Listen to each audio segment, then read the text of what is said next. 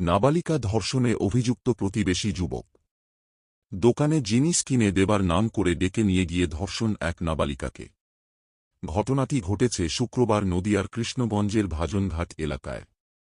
পরিবার সূত্রে জানা গেছে, গতকাল রাত্রি ৯টা নাগাদ মেয়েকে খাবারের প্রলোভন দেখিয়ে প্রতিবেশী যুবক মেয়েকে মুখে রুমাল দিয়ে কলাবাগানে নিয়ে গিয়ে জোরপূর্বক ধর্ষণ করে। মেয়ে অচৈতন্য হয়ে পড়ে থাকে কলাবাগানে। দীর্ঘক্ষণ বাড়িতে না আসায় মেয়ের বাবা মা মেয়ের খোঁজ খবর শুরু করে।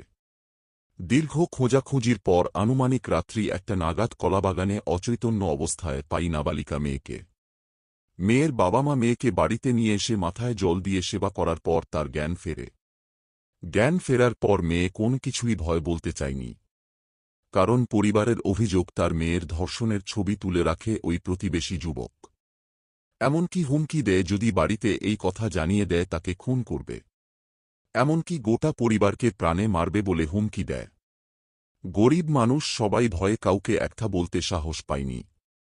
আজ শনিবার বৈকালে প্রতিবেশীরা এই ঘটনা জানতে পেরে আক্রান্ত পরিবারের পাশে দাঁড়ায়।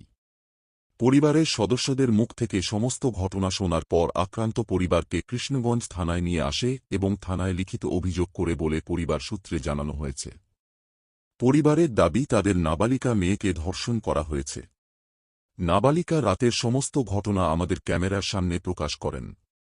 পরিবার চাই ধর্ষণকারীর উপযুক্ত শাস্তি হোক। ঘটনা ঘটেছে নোরাগঞ্জে আদিবাসীদের একটা মেয়েকে কালকে রাত্রে ওরই প্রতিবেশী দাদা সমতুল্য ওকে ৯টা নাগাদ শ্মশানের এক দোকানে খাবার কেনার নাম করে নিয়ে যায়। মেয়েটার বয়স 14 বছর, নাবালিকা। মেয়েটা যখন খাবার কিনে ওনার সঙ্গে ঘুরছিল তখন মুখ চেপে ধরে নিয়ে পাশের কলাবাগানে ওকে ধর্ষণ করে। ওকে অচৈতন্য অবস্থায় ফেলে রেখে পালিয়ে যায়। পরে ওর মা বাবা খোঁজাখুঁজি করে ওকে বাড়িতে নিয়ে গিয়ে মাথায় জল দিয়ে ওর কাছ থেকে সমস্ত বিষয় জানতে পারে।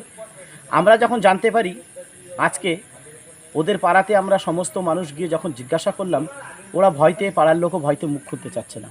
আমরা সাহস দেওয়ার পরে ওরা সাহস পেয়েছে।